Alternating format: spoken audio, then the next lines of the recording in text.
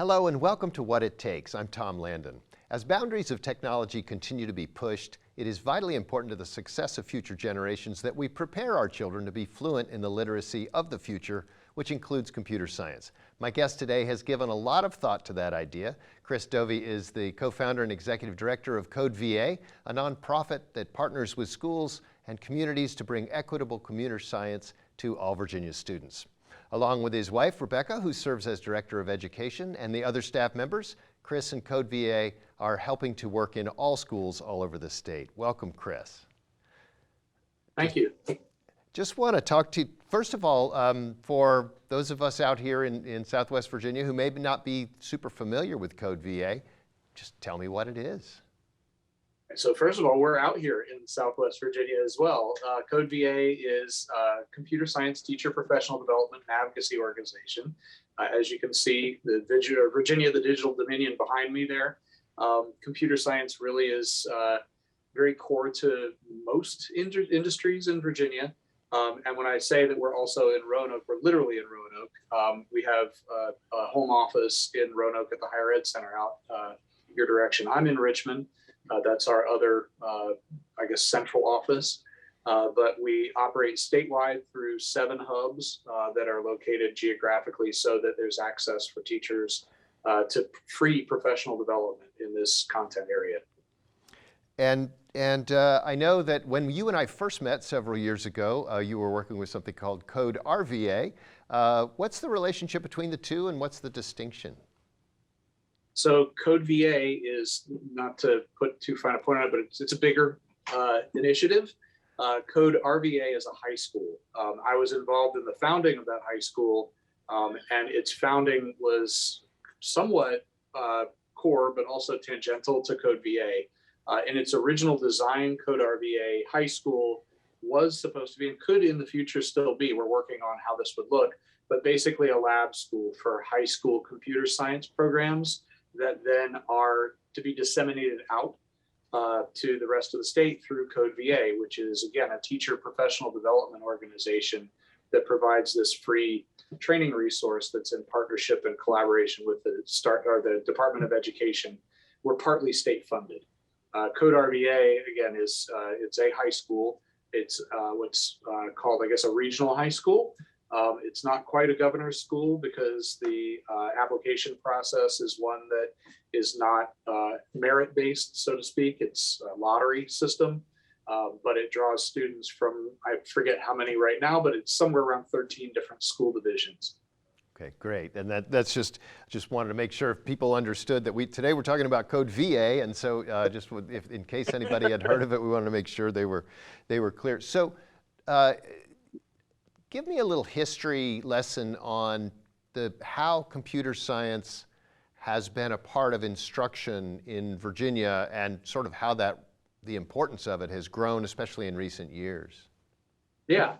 All right. So, well, first, I guess maybe it's useful to put CodeVA in context. CodeVA was founded in 2013. It grew out of the work, really, I guess, obviously, the content subject area is my wife's work. She was a computer science teacher in Hanover County for about 18 years, almost 20 years, but she was also a nationally prominent computer science educator. She was one of the first 5 piloters of a course called CS Principles. That's an AP course. And so she was helping in the development of that course that now is widely, worldwide offered course. She was working on a larger project at the time. There was an NSF-funded initiative that was blanket called CS10K, and the goal of CS10K was to train and put in practice, I guess, 10,000 or more computer science teachers across the country. So she had been a part of that. She was a part of Computer Science Teachers Association, which had been a part also of that initiative. By 2013, a program that she had been working on in state literally disappeared. It had funding to provide for expansion of AP generally, not just computer science, but she was the lead for the state in training computer science teachers. To put perspective on sort of where Virginia is or was then versus now, she was her program among state programs was considered wildly successful. She doubled the number of computer science teachers in the state of Virginia with that project. We went from roughly 25 to roughly 50 though, which obviously is not a whole lot of computer science teachers when you consider the state has over 400 high schools. So I was a newspaper reporter, and the way that CodeVA kind of came to be was through my reporting. I was aware of all these things that Becca was doing, but wasn't really aware of computer science not being widely taught. In middle school, I took a basic class, computer science. It's a programming language, basic. So I just had always thought that this was something that was taught in schools because my wife taught it. My dad did it. He was an aerospace engineer at NASA Langley, and he was a computer scientist. And so at some point in 2010, 2012, somewhere in there, my wife convinced me to write an article about a robotics program. So I went to this big competition that was FIRST Robotics. And disclaimer, FIRST Robotics is wonderful. But at the time, it was not really a computer science focused program. It's become more that as computer science has become more of a dominant need and something that we're talking the way that we are today about. Sure. But at the time, it was almost every kid that I interviewed said that they were involved in designing the t-shirt or some aspect of marketing. And there was one kid on the team that I was writing about who was their programmer. And he was unique among all the other teams in that he was actually programming in an industry language called Java, very in-demand language at the time and now too, and was proficient at it, but he had taught himself. And most of the other sure. So not quite the same as being taught computer science in school. So now the state standards, it might surprise some people to know that computer science is not, your wife was an AP computer science teacher, which is awesome, and they are hard to find, and I know from experience, but it's not just high school, it's not just AP anymore, is it? It's part of the K-12 curriculum. Tell me about— How did that happen? Yeah, well, how did that happen? And also, what does it look like for a kindergartner to be introduced to computer science? So the way it happened was CodeVA happened. And prior to this, what was available in state was just high school elective courses. And so as we began CodeVA, and as my research as a reporter led to discovery that this wasn't taught, we started CodeVA. It happened to be parallel to the founding of Code.org, which some parents out there may be aware of. So they offered to be a partner of ours because my wife was going to be on their ed advisory board. They asked her to be, discovered what we were doing, and asked if we would be willing to pilot basically a state level Code.org. So that's what CodeVA became. And almost immediately we ended up doing policy work. And it was because when I went to the state about this and said, hey, we're doing this, you guys should be in charge of it. At the time, the state really didn't have much of an awareness of the need. And the foundation that is so much of industry in state that they literally told me, well, Chris, we have plenty of computers in our schools right now, which also proved to be, in the context of COVID, a bit wrong. We clearly needed more computers in our schools too. But that was sort of where the state was in 2013. And so 2016, was when the computer science standards for the state were adopted. Virginia was the first state in the country to have mandatory standards in computer science. And that happened by sort of happy accident. I had been doing policy work at the state and was made aware of a number of bills based on our previous work there that would have made computer science a replacement for foreign language, which is extremely bad. Yeah. Foreign language is really important. And getting rid of it, let me stress this, would be literally just as much of a national security issue as not having kids computer science literate and kids going into cybersecurity programs. So I went down to work against the bill and ended up being offered the opportunity by the legislators to craft something that would be better. What would be the actual solution to this issue? And so they let me rewrite the bill, and we ended up with a computer science mandate in state that requires K through 8 standards of learning that are integrated. And then we have high school and middle school elective courses. They're not yet required. They may never be. It might just be that lots of kids end up enrolling in them in the future because K through 8, making kids aware of it, and making kids enjoy it because they're using it and they can see that it is a powerful creative tool is really the goal. And again, Virginia is a leader in this. It probably had something to do with us, with the state. I say us, I didn't have anything to do with it, but with the state successfully attracting some of the biggest technology companies in the world. Yeah. But again, when we talk of what principles of computer science, when we talk about it for very young children, I'm sure there may be some viewers thinking, well, that seems, this kid needs to learn to read, not to be programming. So what does it look like for the very young to be learning at least some of the things that are going to help them become programmers if they want to later? So really, when you look at what is computer science in elementary school, a lot of it is computational thinking. And computational thinking is important to a lot of how we learn and how we solve problems and how we process information. So, and I'll give an example. A lot of the Virginia computer science standards crosswalk to other content standards. So you might be learning a computer science concept in a language arts class, for instance, or in a math class. And the way I would describe that one is, let's think about like Cartesian coordinates, and I think that's 3rd grade or whatever. And when you're learning that, as it's always been taught, typically you get a piece of graph paper and you're basically plotting, and it's boring. Let's just sum it up. It's math. It's boring, right? It doesn't have to be. You can teach Cartesian coordinates where you're staring at a bunch of Cartesian coordinates right now on your screen. How a computer monitor works and how a programmer makes graphics happen is all Cartesian coordinates. That is that lesson. So you can teach Cartesian coordinates by having kids learn about Cartesian coordinates while programming Flappy Birds, let's say, or a game. And so that's one way of integrating computer science. Another thought here is so I teach, or I used to teach journalism at VCU, Virginia Commonwealth University, and I would steal lessons from my wife's computer science class to better prepare students for being able to decompose, understand, and then synthesize information. So really, when you think about journalism writing, it's communicative writing, and communicative writing is being able. It's basically an algorithm, to put it bluntly. So many people know about the inverted pyramid in journalism. The inverted pyramid is an algorithm, and algorithmic thinking is computer science. Whenever as a teacher myself, when new standards are presented to teachers, and especially right now, whereas teachers are very, very stressed out, and early elementary teachers, middle elementary teachers, to all of a sudden to be told, well, now these are part of the standards, and they know that standards are important.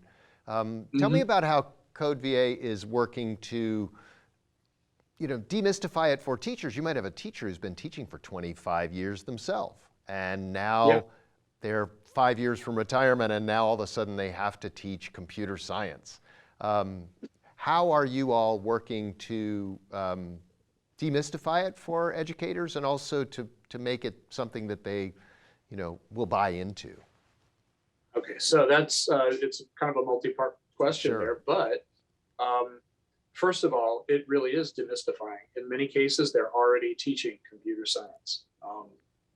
So, like, for instance, again, Cartesian coordinates, or computational thinking through algorithmic thinking, or writing in an algorithmic way, right? These are all things that they're already teaching. They're just not calling it that, and they're not able to identify it. So a lot of what we're doing with training, when we are providing professional development to teachers, is saying, first of all, let's talk about what you already do, and let's talk about what computer science is. And there's an activity that we do with elementary teachers in particular, where they take the standards that they're already teaching, and then they have to figure out where they fit into the computer science standards. And usually by the end of it, you've got a whole bunch of teachers going, wow, I'm already teaching 90% of this content. I'm just not calling it this. Wow, I feel a lot better right there, right? So it's not that it's that easy, but it is somewhat that easy to see the change in attitude happen. The next thing is we are, and this is extremely important to this, is you have to be respectful of the teacher's practice. The teacher is a professional in the classroom. They're trained to do what they do, and they're experts in this. And if you are telling them how to fix themselves, that's not the way to get a teacher to do much of anything. All of our instructors, our faculty, they are classroom teachers in Virginia. And so those teachers who do receive obviously specialized training in how to do adult professional learning, and who also have content knowledge in computer science are the folks that are doing the presenting with teachers. And it's very much, most of the trainings that we do are very much a teacher, learner, observer model. So it's a lot of modeling practice and presenting, and it's essentially, it's very much respectful of how a teacher is teaching in the classroom and what knowledge they already bring to the classroom and what they do. And in most cases, what is already computer science in their classroom. Right, right. And this is a big question too, but kind of what's at stake here in terms of making sure, like if we don't succeed in making sure our kids understand the principles, and I know we're going to, but if we don't, kind of what's at stake in terms of the overall learning of our children, and also how does it impact the rest of us who, as Virginians? Yeah, so there's some lovely stats that I could share around this, but just to sort of put finer points on things, Virginia is #1 in the country for per capita people in computer science jobs. And we are #4 in the country for total number of people in computer science jobs. A sad stat, I guess, to share is what unemployment looked like during the height of the pandemic at the beginning of it in 2020. So when you look at, I guess, joblessness and layoffs and all these other things that were COVID related, you saw massive categories of people where there's like 50,000 people or 10,000, 20,000 people suddenly out of work in job categories. In computer science fields in Virginia, there were roughly 7,000 people who lost their jobs in computer science, but then there were another 70,000 jobs that were open and unfilled and actively recruiting. So if you could simply move those people to the available job, then they were employed again, or if they had the specific specialty in computer science that was necessary. But there were 70,000 open and unfilled jobs. That was the only category of jobs that had that sort of I guess, reversal when you looked at what was open and unfilled. Management, banking, finance, all of these other areas of restaurants, obviously there's like 60,000 people suddenly unemployed, and fewer than 1,000 jobs available. So this is what Virginia's economy is built on. And then also when we think about what is computer science, you're not just thinking about computer scientists, so like a software engineer or software developer.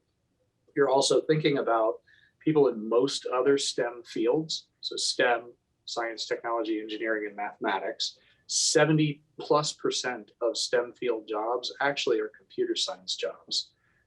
And so the +C in STEM is the literacy that's necessary to do those jobs. I have a brother-in-law who's a mycologist, or what do you call it? I just blanked on what his title is, but he studies mushrooms professionally. He spends basically 11 months of his year as a programmer, and then 1 month he's down collecting specimens in Brazil or whatever, but he's really a programmer. Right. So it's kind of like what you were saying with teachers, once you introduce them to what is involved in computer science and you say, oh, you're already doing a lot of that, I know that in my job, I don't do really a lot of programming, but I certainly have to understand it. And I think that literacy is really important. I want to make sure that we have some time to talk about what you are doing in our area of the state, roughly the western half, southwestern Virginia out here. The Higher Ed Center has been a really important economic engine here in Roanoke, and also, I know you guys are doing some training here, but how much of the training is face-to-face, and what's going on at the Higher Ed Center here in Roanoke? Super interesting question. So we, that office location, I guess, the hub location in Roanoke We opened that in 2019. So we had training during the summer of 2019 at the Higher Ed Center that was in person. And then COVID happened. And so we've been obviously remote. So in 2020 and 2021, both summer professional development, we had about 1,000 teachers each of those summers go through training. A lot of those teachers obviously represent Southwest Virginia and Southern Virginia, and then also Western Virginia up into Shenandoah, et cetera. The whole state, but over 1,000 teachers. Once we're back in person, those trainings will be again at the Higher Ed Center. And what we anticipate is that it will be one of our larger hubs. That first year, it was not one of our larger hubs. It probably had about 100 teachers that went through training at the physical location. But it could be 200 teachers that are there for a week-long summer professional development institute. It also serves our CSTA chapter out there, Computer Science Teachers Association. So there's a Blue Ridge chapter of that. And our staff in the Higher Ed Center is members of it, and also is basically one of them is the president of that particular chapter. So there's a lot that goes on through that CSTA chapter right now, again, virtual, but in the future will be, teacher meetups and opportunities to do both professional development, but then also just, social development, so to speak. And then we also have plans this summer, hopefully to roll out some children's programs at the Higher Ed Center. So some summer camps and one-off activities for kids. That's great. The one thing I noted as I was doing a little research in preparation for this is your CS Ready School. And as a school administrator, it is a plan of sorts, and I'll let you explain what it is, but all of us administrators, we like to have a plan so we know what we're going to be doing with our teachers. So tell me specifically about CS Ready School. All right, so this is, since are you a former administrator? I am not currently a school administrator. I have been in the past. Really big hats otherwise. So you're a principal at a school. You obviously went through some sort of ed leadership training, and I am sure both while you were just in your regular ed training and then also your ed leadership training, they probably talked a lot about how to implement a new core subject to your school.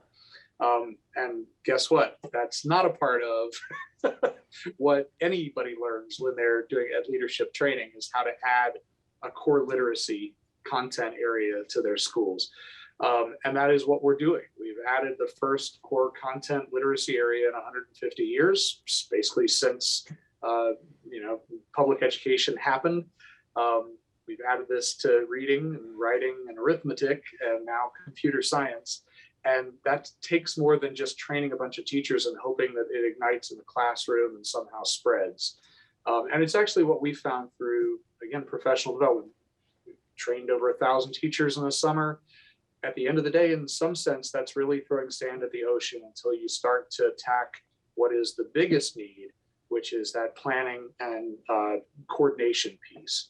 So if I've trained, let's say, 2 elementary coaches at your elementary school, but you're the principal and you have no idea that they had that training, and you have no idea what that training means or how to deploy that training, then you've gotten nowhere. And if you don't even know what computer science is, which is where a lot of administrators are, well, I thought we had computer classes at our school. We do have Microsoft certification programs, and so that's computer science, right?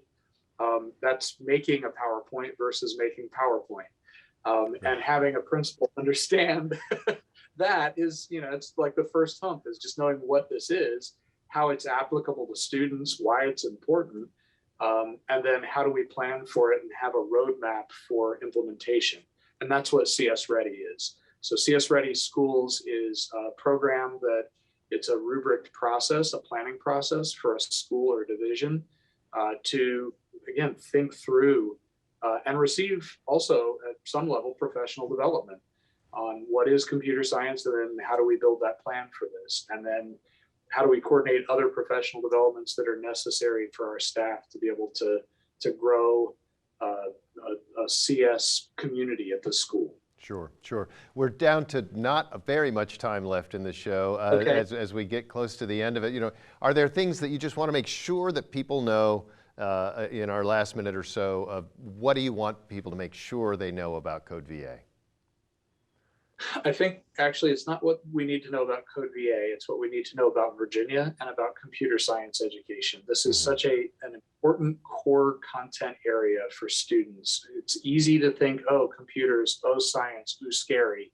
But what computer science represents is something that is a creative medium and a tool in so many content areas. My sister-in-law, the artist, uses computer science in her job. Yep. My dad, the space engineer, uses it in his job. The mycologist, brother-in-law, everybody is using this. In fact, many middle skills jobs in Virginia rely on computer science. It's also an incredible opportunity to lift up students from what are other institutional barriers that they face, because it is the area.